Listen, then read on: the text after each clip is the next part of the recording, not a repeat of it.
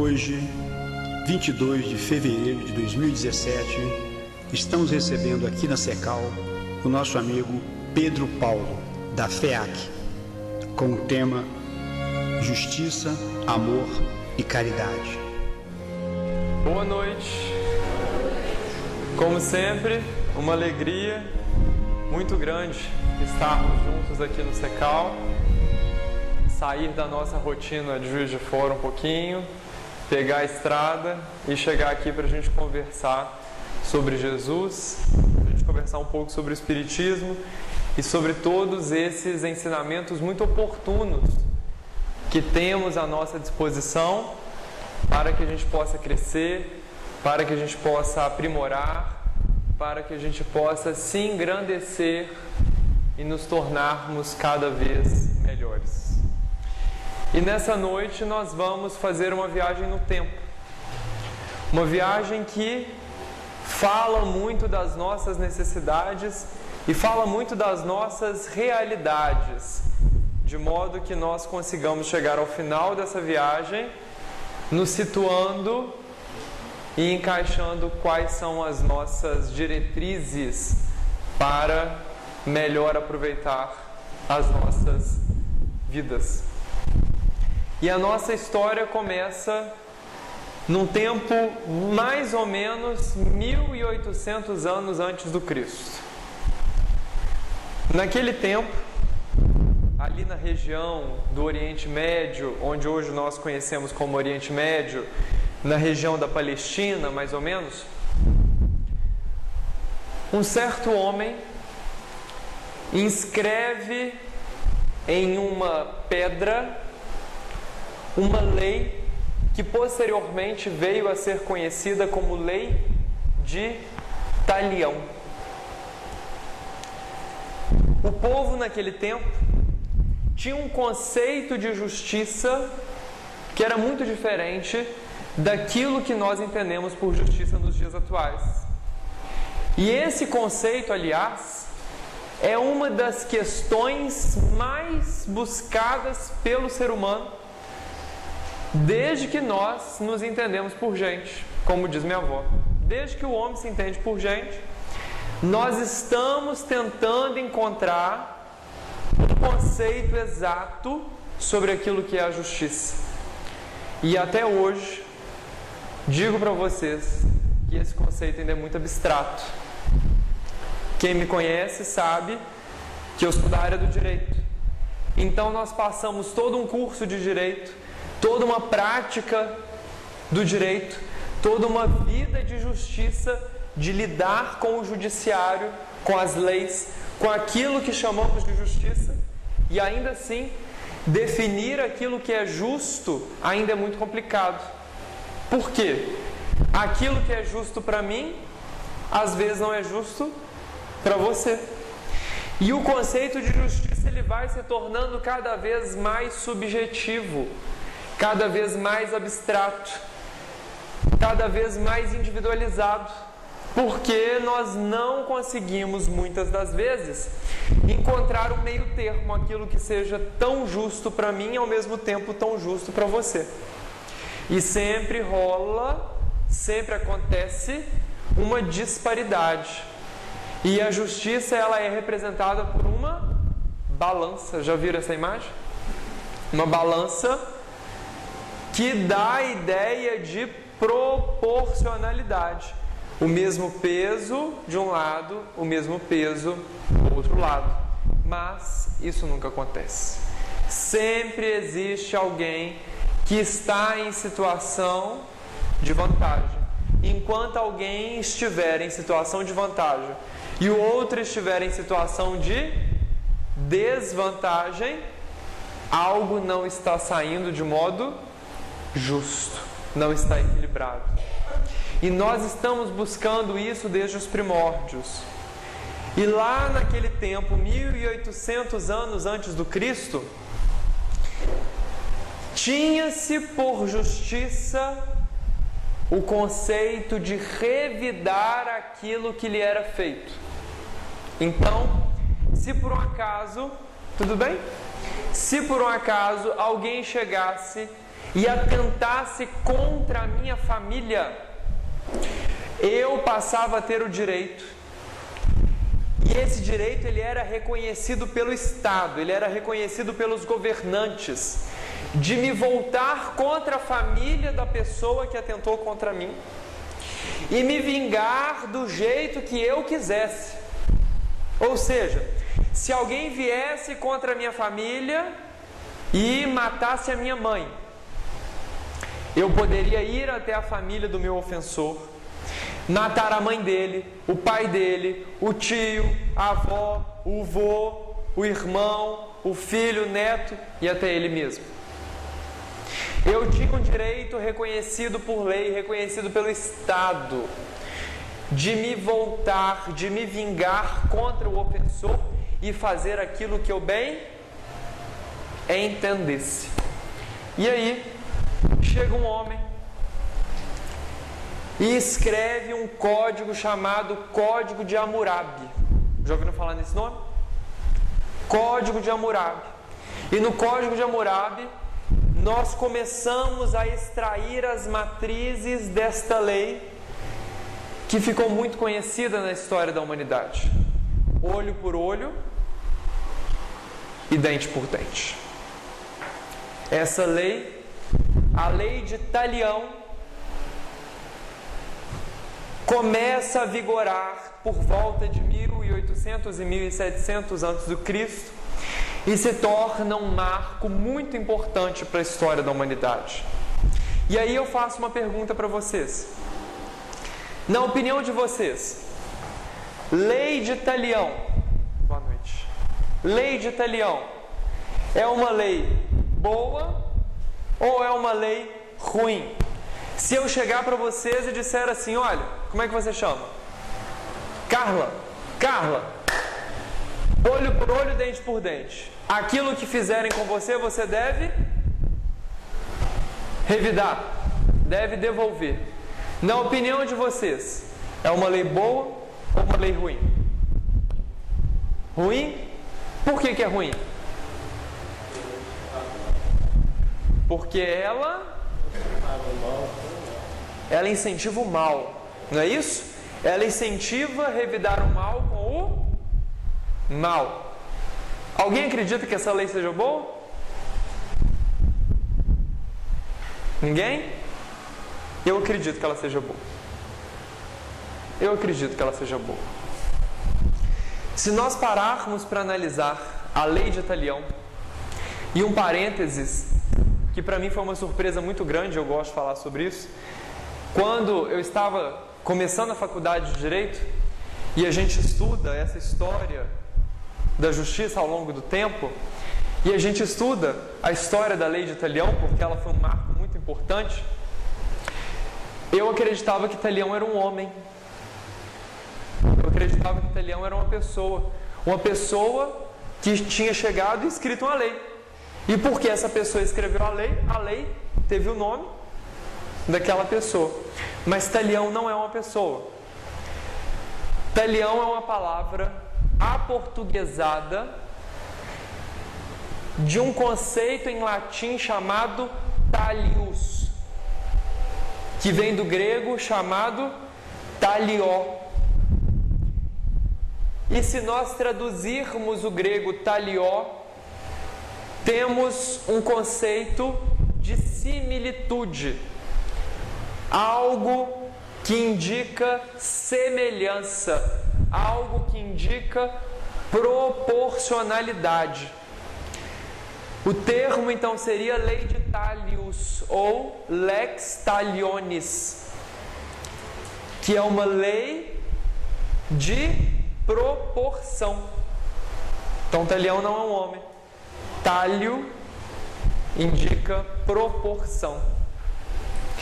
E naquele tempo, quando o povo tinha o conceito de se vingar indiscriminadamente uns dos outros, quando surge um conceito de lei de Talião que começa a dizer assim, olha Carla, se o Pedro Paulo for até a sua família e matar uma pessoa da sua família, a regra a partir de agora é olho por olho, dente por dente. O que ela começa a dizer? se alguém for até a sua família e atentar contra a sua mãe, você tem o direito de se vingar? Tem. Essa era a lei da vingança. Mas agora você tinha que se vingar na mesma proporção, na mesma medida. Então, se eu atentei contra a mãe da Carla, o máximo que ela poderia fazer agora era atentar contra a minha mãe. E ponto final. A lei de Italião começa a colocar limites naquilo que o povo entendia como justiça. É igual quando nós estamos tratando alguém que precisa ser retirado de determinada substância. Você não chega da noite para o dia e retira aquela substância.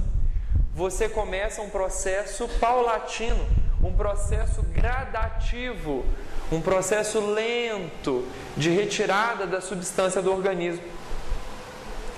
Alguém aqui já fez uso de uma substância chamada corticoide? Cortisona? O senhor já fez uso? Quando foi tirar o corticoide, como que foi?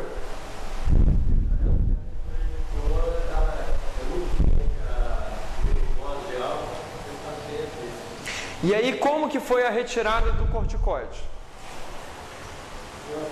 De uma vez só? Normalmente, quando a gente usa corticoide, como que é feito? Você vai retirando o corticoide aos poucos.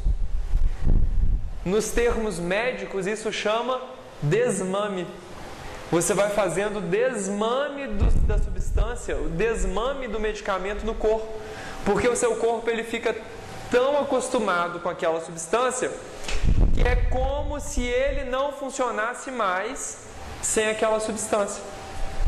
E aí você vai retirando aos poucos e, ao mesmo tempo, fortalecendo o organismo para que ele produza aquilo que o medicamento estava substituindo.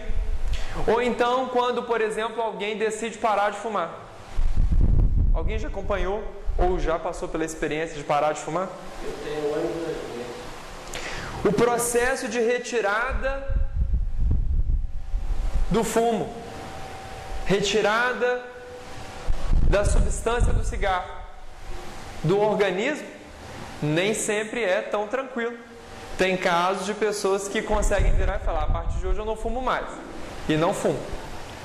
Mas tem casos de pessoas que tentam, param, não conseguem, volta, fuma mais, para, não consegue e fica nesse processo.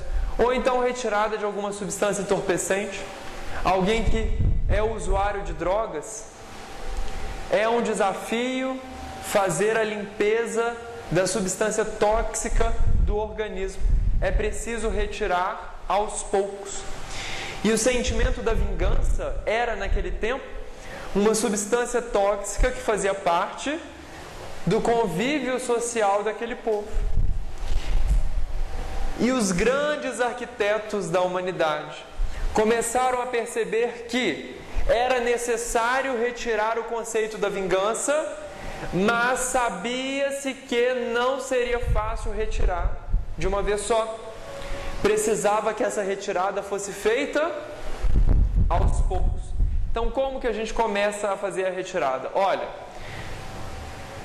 se eu falar em outra coisa que não seja vingança, ninguém vai entender. O povo só entende se eu falar em vingança.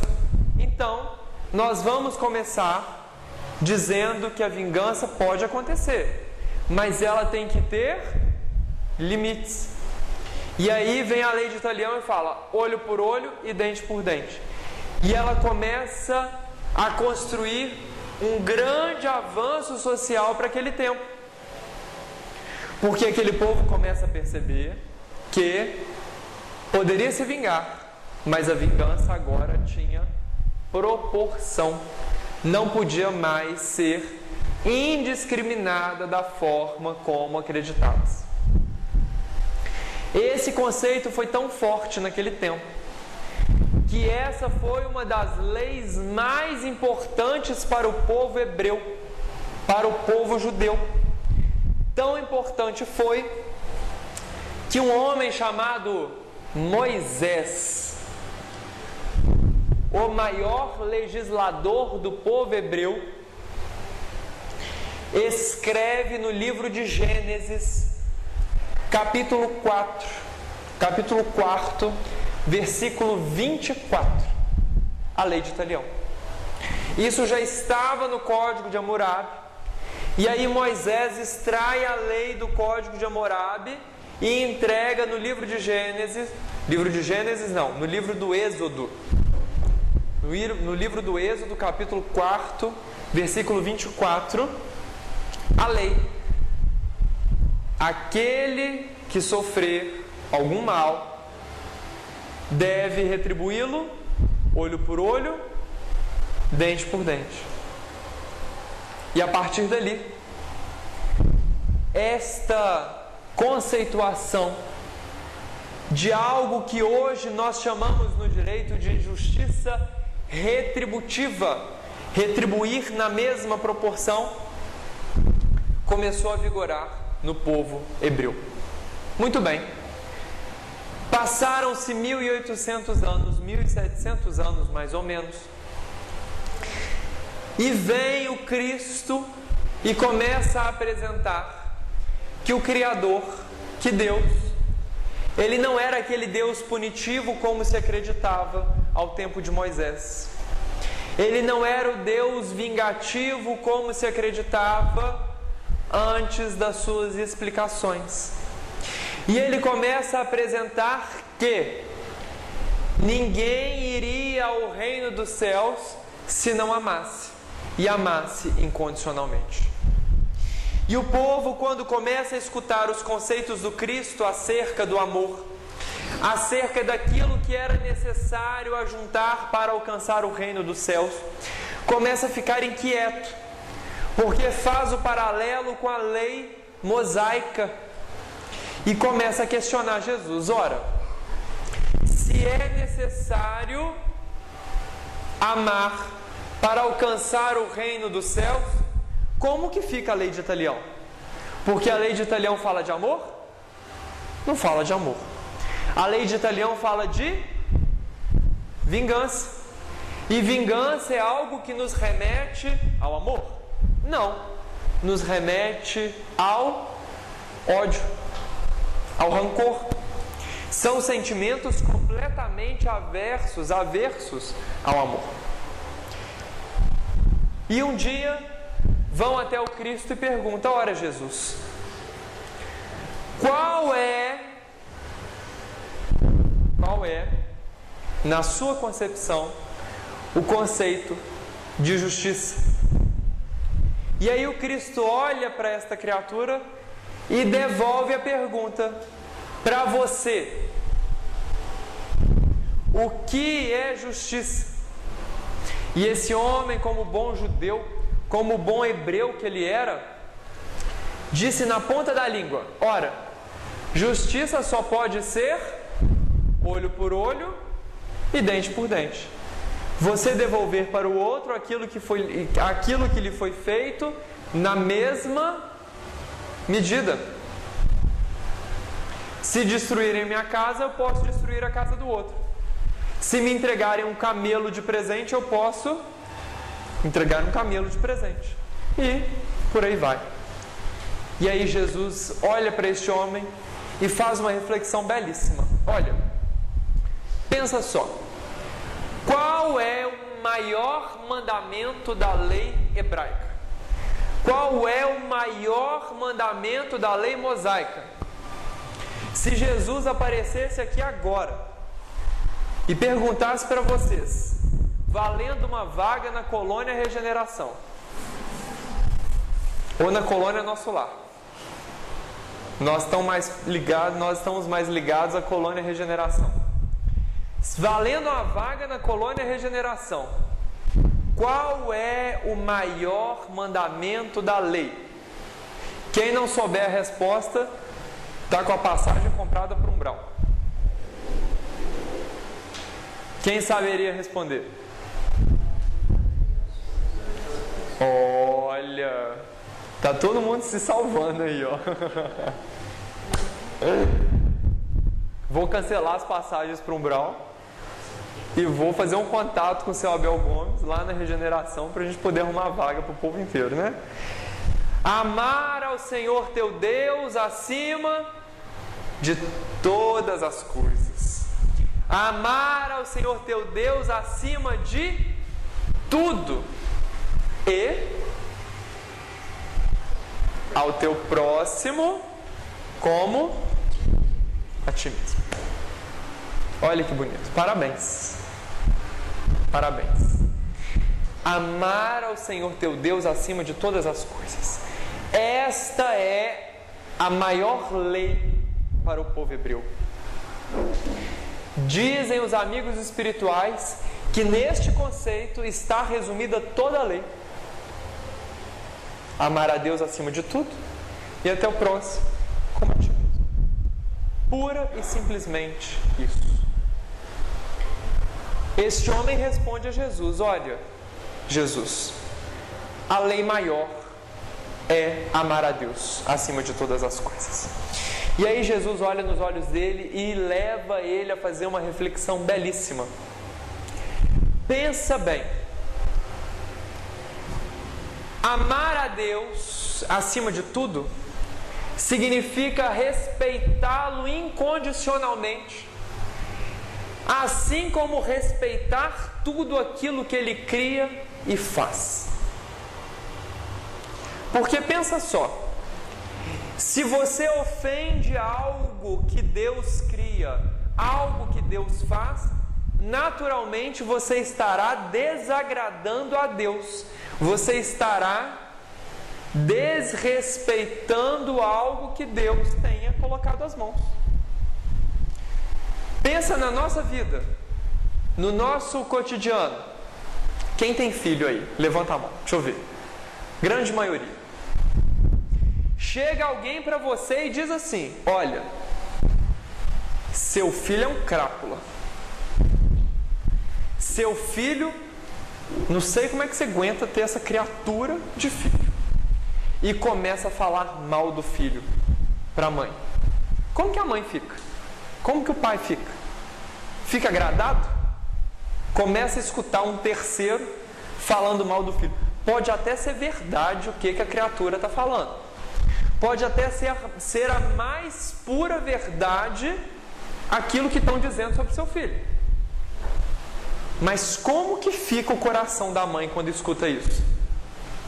Como que fica o coração do pai? Sorridente, alegre e contente. Porque estão falando mal do filho? Não. Mãe e pai se sente desconfortável, se sente desagradado. Parece que está falando mal dele mesmo. E é como se fosse, sabe por quê? Porque inconscientemente a resposta que nós temos é a seguinte: falar mal do filho é falar mal da criação que eu dei para o filho.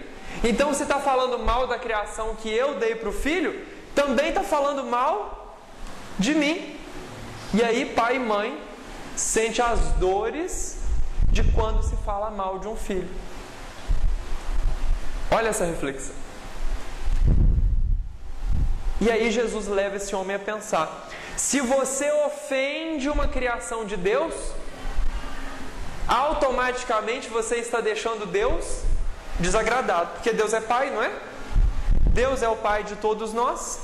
Então, se você ofende uma criação de Deus, Deus também vai ficar desagradado. E se você deixar Deus desagradado, você está respeitando a lei maior? Você está amando a Deus acima de tudo? Você está respeitando Deus acima de tudo? Não está.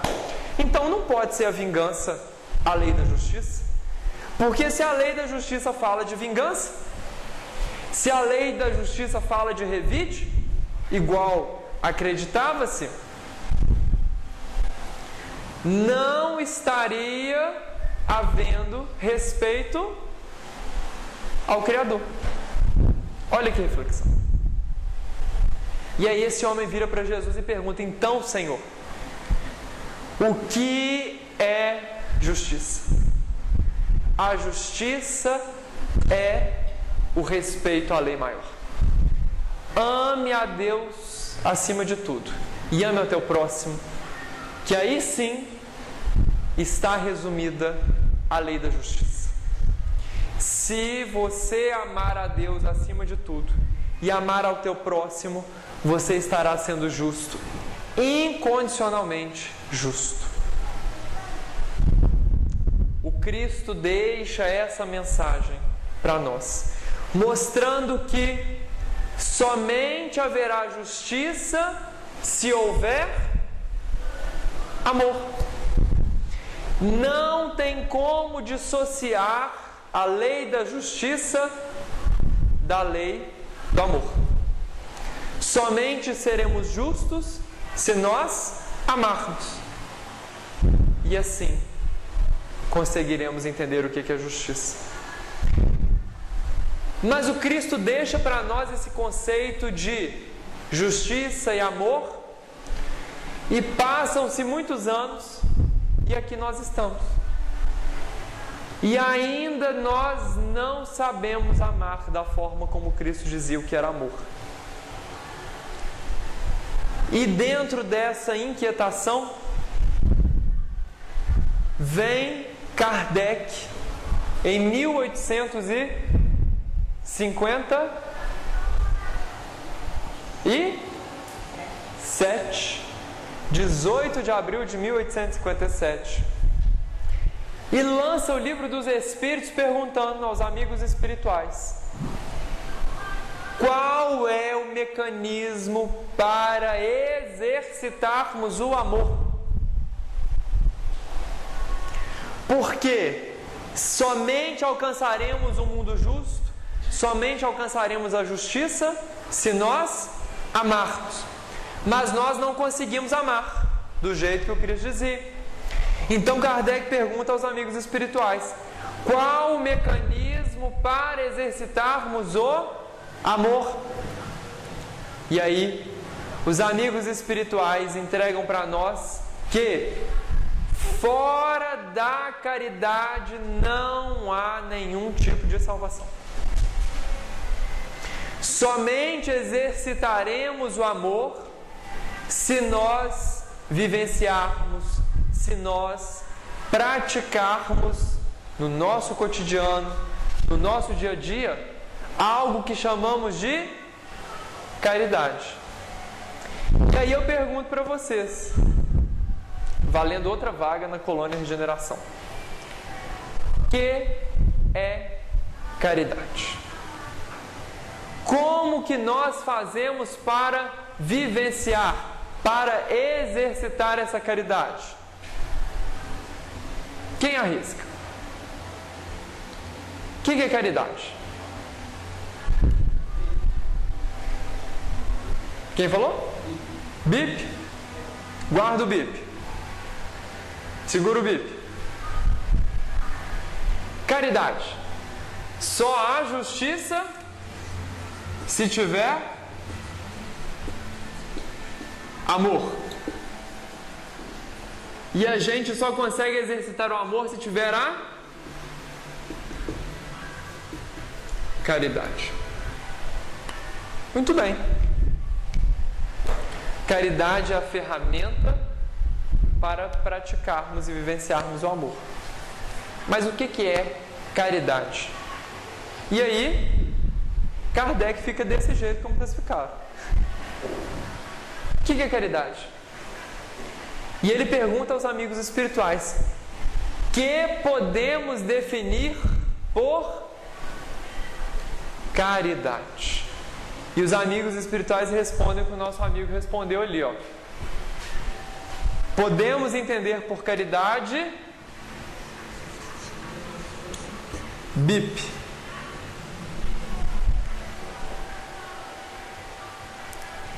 Benevolência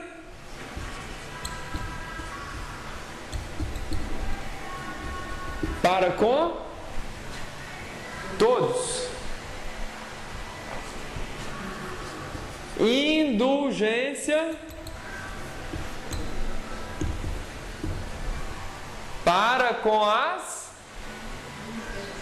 faltas alheias e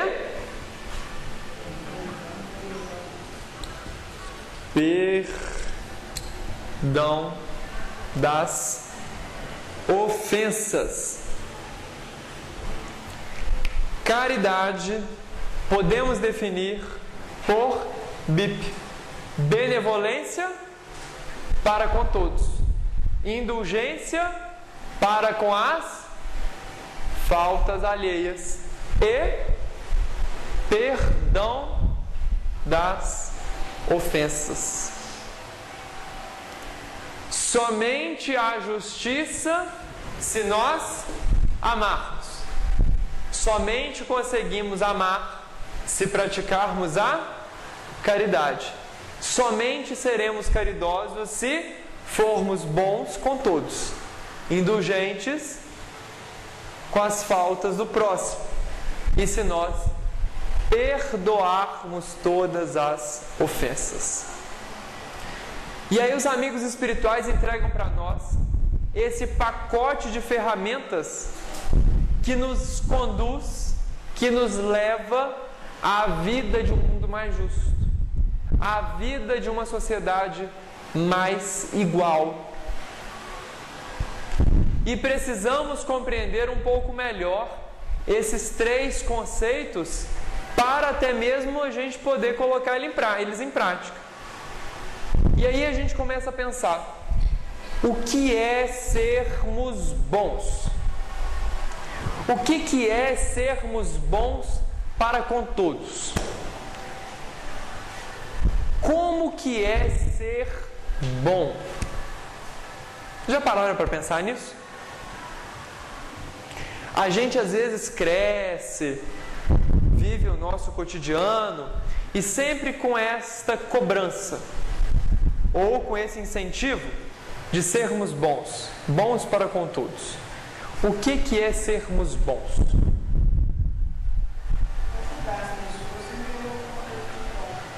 Ajudar sem aguardar algo em troca.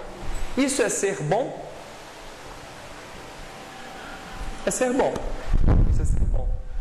O que mais que é ser bom? Respeitar os direitos do próximo. Isso é ser bom? Respeitar os direitos, o espaço do próximo. Isso é ser bom. O que mais que é ser bom? Um gesto que venha na cabeça de vocês que fale de ser bom. Um episódio. Ajuda a um necessitado.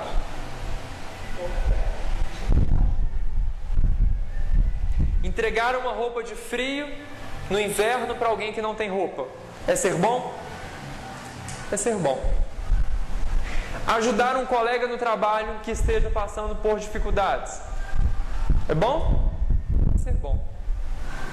Se nós buscarmos Joana de Ângeles traz para nós um conceito muito bonito que diz o seguinte: floresça onde estiver. Ser bom é entregar-se para o próximo sem esperar nada em troca. É onde quer que você esteja, você enraizar-se e florescer para que você seja o melhor que puder ser naquilo que está fazendo. Muitas das vezes, a vida nos entrega oportunidades de sermos bons, de sermos benevolentes, mas porque ou estamos distraídos, ou porque estamos concentrados em coisas que não é da nossa alçada, nós deixamos essas oportunidades passar e nós deixamos de florescer onde estamos plantados. É preciso termos atenção constante para que onde nós estivermos, floresçamos. Muitas vezes, pode ser que nós sejamos a única página de evangelho que o nosso próximo terá acesso em uma vida inteira. E o que nós estamos deixando de exemplo para o nosso próximo? Quantas vezes é preciso nós passarmos por cima de algo que tenha deixado a gente bravo, algo que tenha deixado a gente sem paciência, algo que nos tenha colocado em situação de intolerância? E como dizia André Luiz no livro Nosso Lar, beber a água da paciência, encher a boca de água e ficar quieto, colocar água.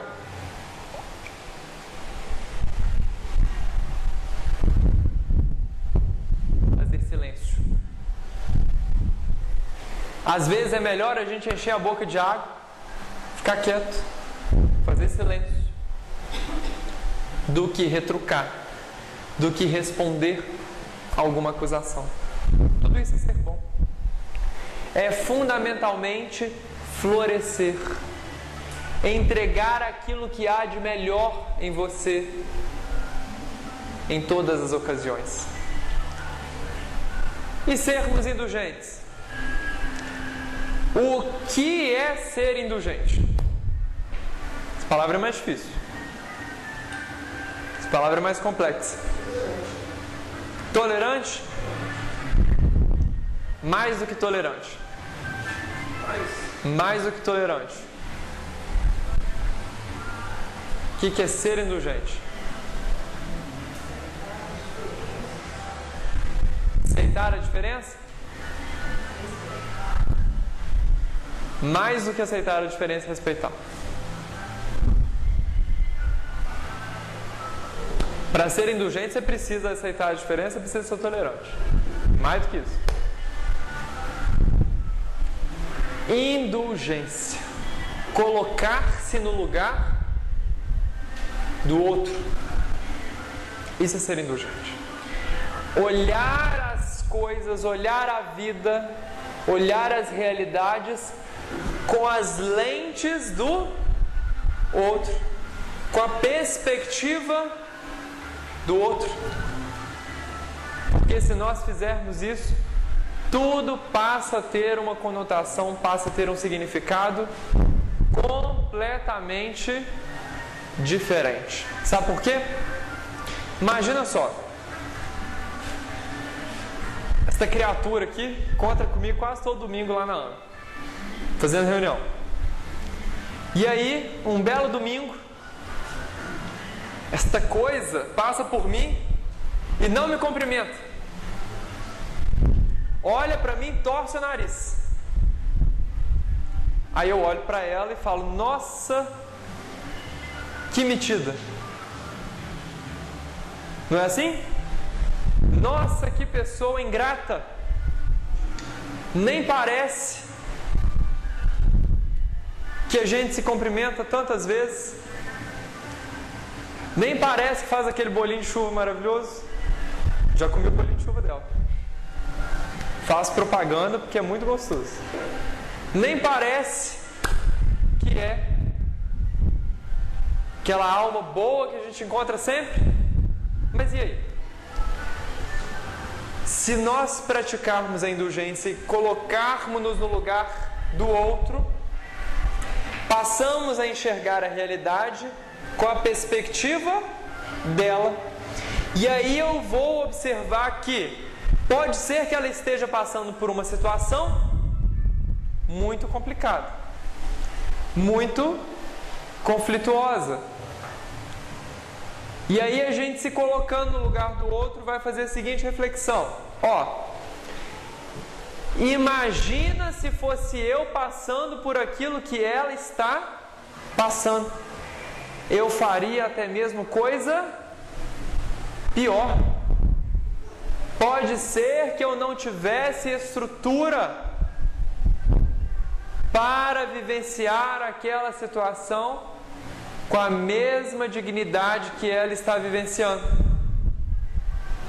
E eu me lembro que eu estava no início das atividades da Mocidade Espírita, na nossa FEAC, e nós tínhamos uma atividade regular chamada Ronda Noturna, que ainda acontece, né?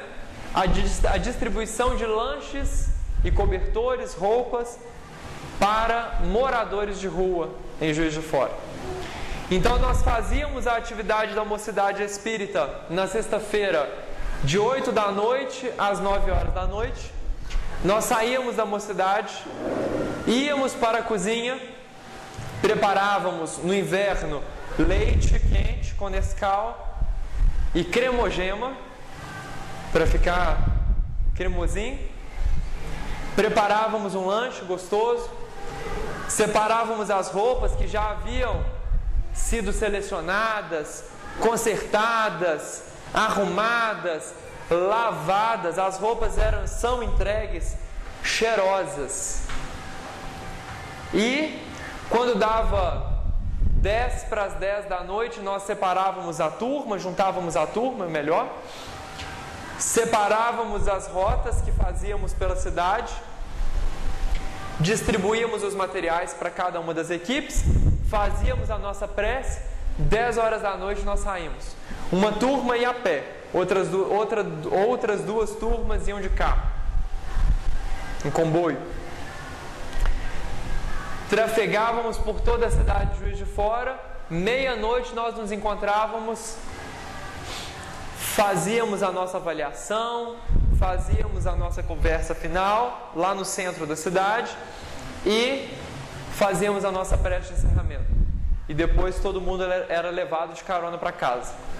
E em uma dessas oportunidades nós estávamos na Avenida Brasil, lá em Juiz de Fora. E nós encontramos um homem que estava altamente alcoolizado. Altamente alcoolizado. E eu me lembro que eu olhei para aquele homem. Eu devia ter por volta dos meus 14 anos de idade. E o primeiro pensamento que me veio à cabeça foi: tá vendo? É por isso que esse homem está na rua. Não para de beber. E hoje, olhando o meu pensamento daquele tempo, não me espanta.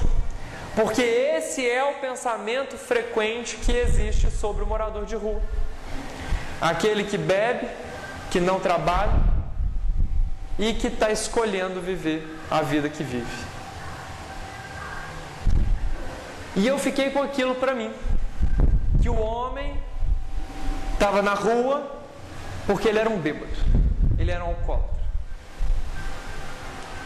E em uma outra oportunidade, já um pouco mais velho, por volta dos 18, 19 anos de idade, ainda trazendo comigo esse conceito, mas com a bênção e a perseverança dos bons espíritos, continuei firme na tarefa da ronda. Encontramos um homem que veio até nós pedir dinheiro e ele não queria comida.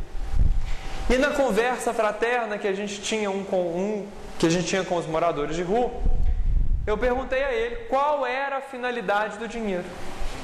E ele teve a ousadia de virar para mim que era para comprar cachaça. Eu olhei para ele e falei: não estou acreditando. Nós estamos aqui para te trazer lanche, nós estamos aqui para te trazer leite quente, nós estamos aqui para te trazer cobertor, roupa limpa. Você vai me pedir dinheiro para comprar cachaça? Aí ele olhou para mim e falou assim: é claro. Você acha que isso aí vai resolver meu problema? Eu falei: qual que é seu problema? Frio, fome, sono. Esses são os meus problemas. E quando eu bebo, a bebida me esquenta. Aí ela espanta o frio. Quando eu bebo, eu esqueço que eu estou com fome. E se a gente analisar biologicamente, quimicamente falando, a bebida entorpece os sentidos e engana a sensação de fome. E quando eu bebo, eu chumbo no chão, eu não acordo por nada. E quando a gente sabe que a bebida altera os sentidos, a gente sabe que a bebida dá sono. Aí pronto. Quando ele me falou que ele queria bebida para resolver os 3 problemas, na hora me veio aquele homem de 4, 5 anos atrás. E o conceito imediatamente mudou na minha cabeça. Por quê? Naquele momento eu entendi o que era indulgência. Eu me coloquei no lugar dele. E me colocando no lugar dele, eu parei para pensar, opa, se eu estivesse ali, talvez eu fizesse o mesmo. Porque a bebida espanta o frio, espanta a fome e espanta e dá sono, né? Espanta as distrações da rua que deixam ele acordado. O processo da indulgência é nos colocarmos na posição do outro e parar para refletir. Como eu agiria se eu estivesse lá? Isso é sermos indulgentes. E sendo indulgente, facilita a gente a ser bom. Porque a gente passa a fitar o outro com os olhos das realidades que ele está passando, com os olhos da realidade que ele está experimentando. E além de sermos bons, além de sermos indulgentes, é necessário ainda o que mais?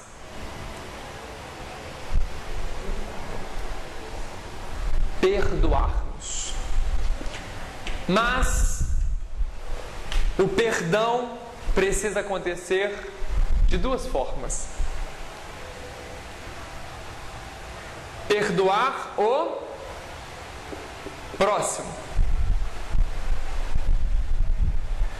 e perdoar a si mesmo, que nós vamos chamar aqui de auto-perdão.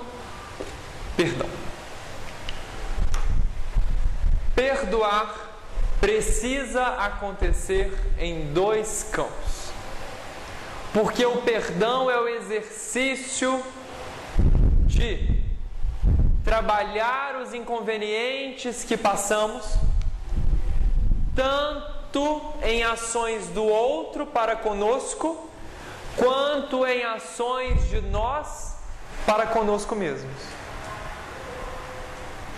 O perdão é uma via de mão dupla. É uma via que precisa ser trabalhada de lá para cá e de cá para cá mesmo. Porque os inconvenientes que os outros nos fazem, precisamos trabalhar o perdão. E os inconvenientes que nós fazemos conosco mesmo, ou até mesmo com os outros, precisamos trabalhar o perdão. O perdão é a ferramenta de sairmos da culpa, de sairmos da mágoa e caminharmos para a solução desses conflitos. O perdão é o caminho de nos tirarmos da estagnação, de ficarmos revivendo o momento conflituoso e direcionarmos na solução. Quando alguém vem até nós e nos faz algo que nos deixa chateado, se nós nos colocarmos no lugar dele, facilita o exercício do perdão, porque começamos a ver com as lentes da vida que ele tem o que está acontecendo. E muitas vezes os inconvenientes que são despejados sobre nós são males, são realidades que ele está passando, que o próximo está vivenciando, e ele simplesmente abriu a boca e despejou sobre nós. e nós ficarmos magoados, ficarmos chateados, nos coloca em processo de estagnação e de ficarmos revivendo aquela situação tormentosa incondicionalmente, sem nada fazer com ela. E quando nós estagnamos nesse momento, a gente para, a gente fica revivendo aquilo e não há nada que nos tire dali. E o Cristo nos convida à ação o tempo todo. Ele nos convida a agirmos, a caminharmos, a sairmos do lugar. Se nós olharmos os nossos atos inconvenientes, se nós olharmos para trás e lembrarmos de algo que nós ou fizemos e não queríamos ter feito, ou não era para termos feito, ou que deixamos de fazer e era para termos feito, e a gente estagna naquele momento, nós passamos a viver um sentimento chamado culpa. Ele é um sentimento importante no nosso processo de crescimento? É importante.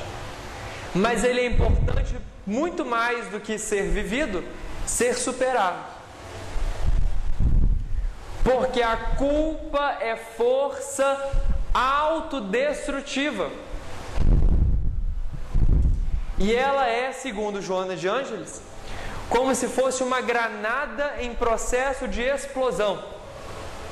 Vocês já viram uma granada? Sabe como é que é uma granada? A granada, ela tem uma construção, ela tem uma engenharia, mais ou menos assim. É um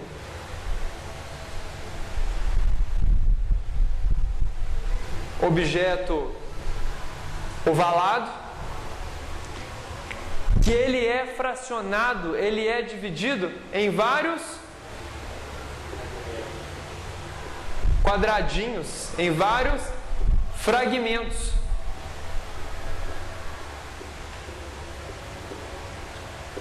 Não é assim que é a granada? Por quê?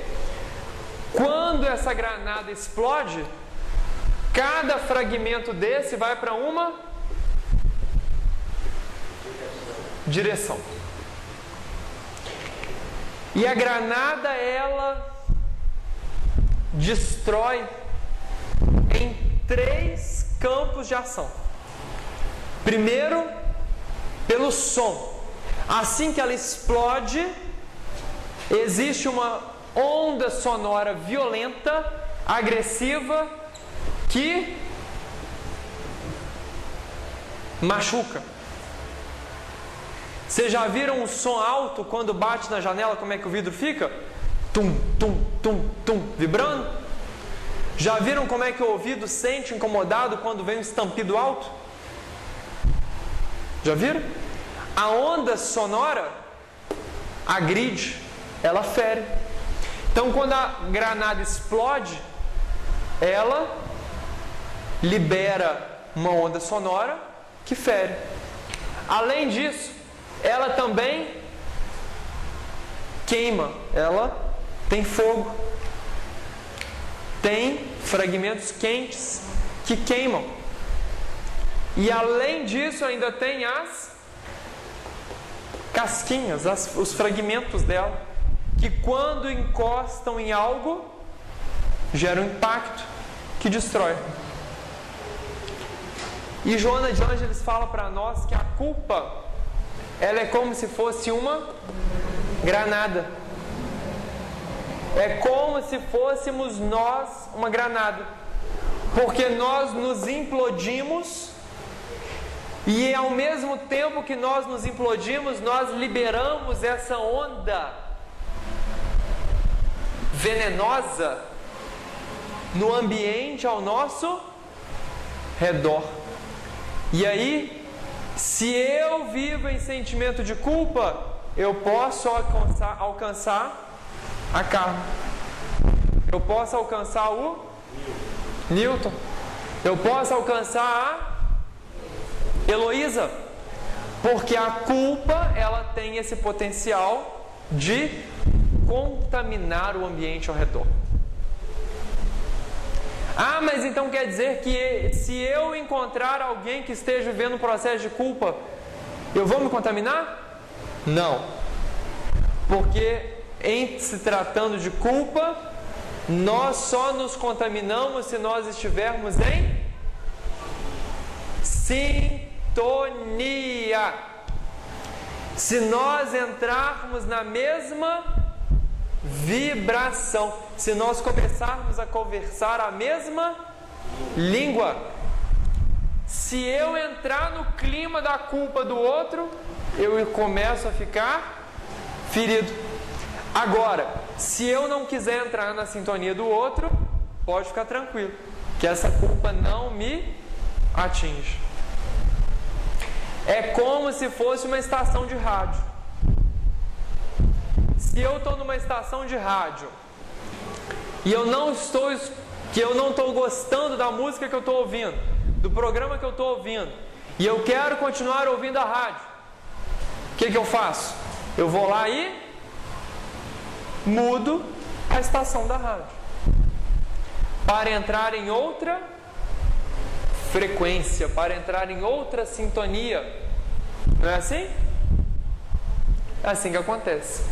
E aí Joana fala: é necessário que, a partir do momento que a gente identifica o comportamento equivocado nosso, nós saiamos da culpa e passamos para a ação regenerativa.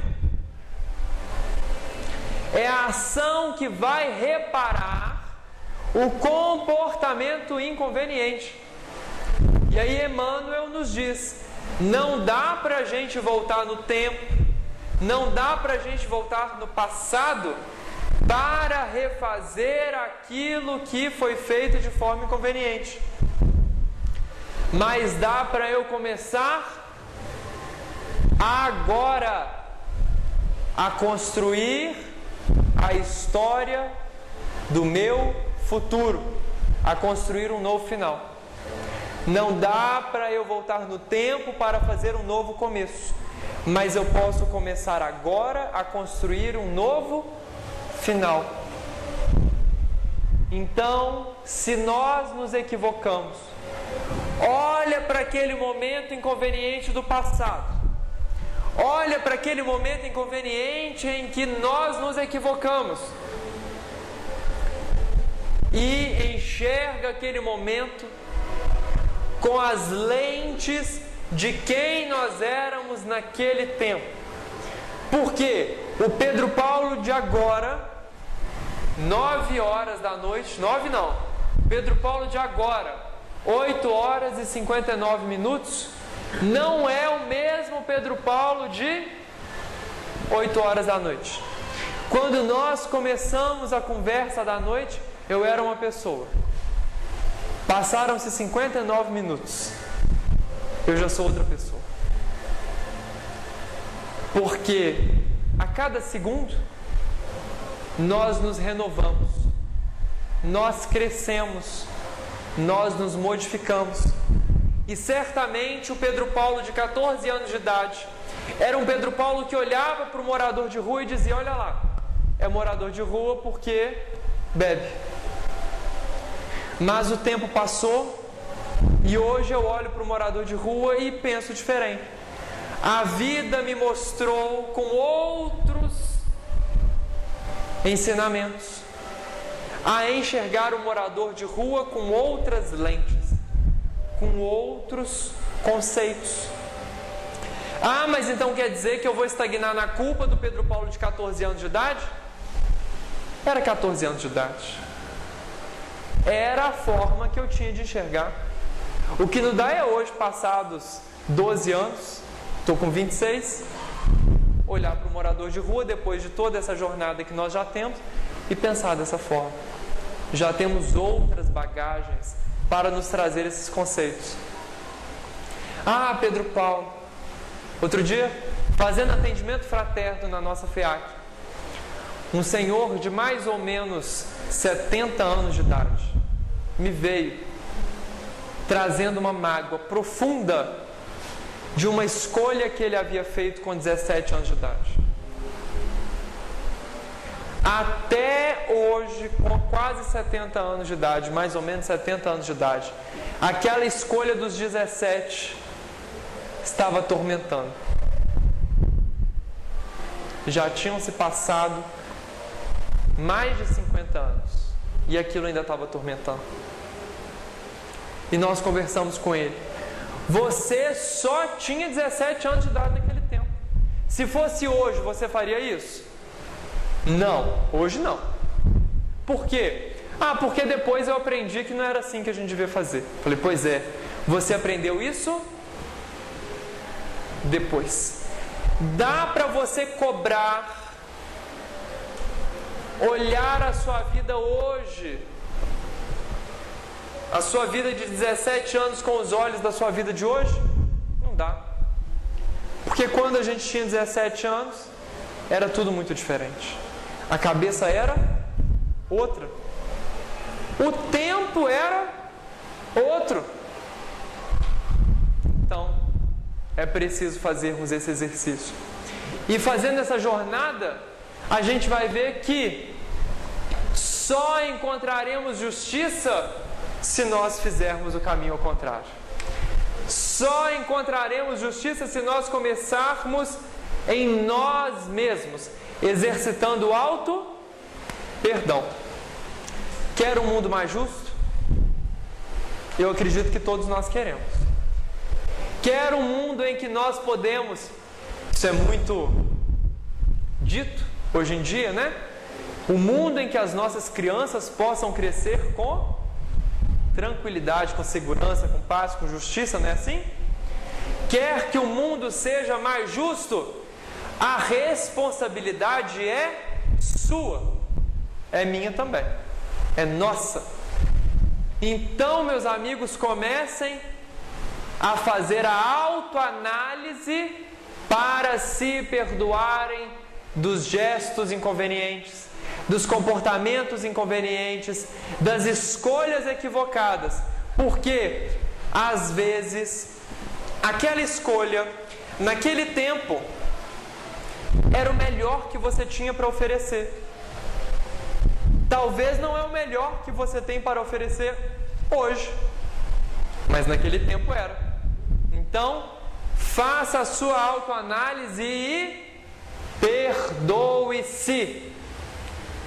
E além de se perdoar, faça a análise daquilo que o próximo te desafiou, daquilo que o próximo te deixou encucado, te deixou com o pé atrás. E olhe nos olhos dele e perdoe. E muitos acreditam que perdoar é esquecer. Não, perdoar não é esquecer. Perdoar é lembrar. Só que lembrar de maneira construtiva, de maneira que nos faça crescer com aquela experiência. Se você não gostou que fizesse aquilo contigo, é para você aprender que não repita aquilo com o outro. Olhe nos olhos do fulano, do ciclano, daquele que te ofendeu e diga: eu te perdoo. Não vou esquecer, mas eu te perdoo e não vou me vingar. Mas e se foi eu que cometi um ato equivocado, Pedro Paulo? Vai lá e peça perdão. Exercite perdoar, pedir perdão e se perdoar. Mas se ele não me perdoar? O problema é dele. Faça a sua parte. Ajuda-te que o céu, que o Senhor, que Deus te ajudará. Então, além de perdoar, coloque-se no lugar do teu próximo. Porque muitas vezes, aquilo que ele está passando, se fosse você a passar, poderia viver diferente. Somente a justiça se nós nos perdoarmos. se nós nos colocarmos no lugar do outro e se nós formos bons. E só seremos bons se nós florescermos onde estivermos. Quais são as flores que você está plantando? Às vezes nem é flor que a gente está plantando, né? Qual a planta que você está semeando nos corações fraternos, nos corações amigos, nos corações que te buscam diariamente? Quais são as plantas? É uma flor, uma rosa, um cravo? Ou é uma erva daninha? Ou é o joio que precisa ser ceifado? Se nós exercitarmos esses três, nós estaremos praticando a caridade. E em vivendo a caridade, que é a ferramenta diária que nos é colocada à disposição, nós estaremos exercitando o amor. E exercitando o amor, aí sim nós encontraremos a justiça. Nós estamos desde os primórdios tentando entender o que é a justiça. Mas se olharmos o ensinamento do Cristo, vamos perceber que a última coisa que nós vamos encontrar é a justiça. Que para encontrarmos a justiça plena, nós precisamos começar lá no perdão. Fizemos uma viagem de 3.000 anos, 3.800 anos de história. Desde 1800 antes do Cristo até os dias atuais. Porque nós estamos buscando entender o que é a justiça. Mas acalme-se. Um dia nós viveremos essa justiça. Porque para chegarmos lá, precisamos começar ao contrário. E se abrirmos o livro dos Espíritos, questões 764 a 779, terceira parte, das leis de Deus, das leis naturais,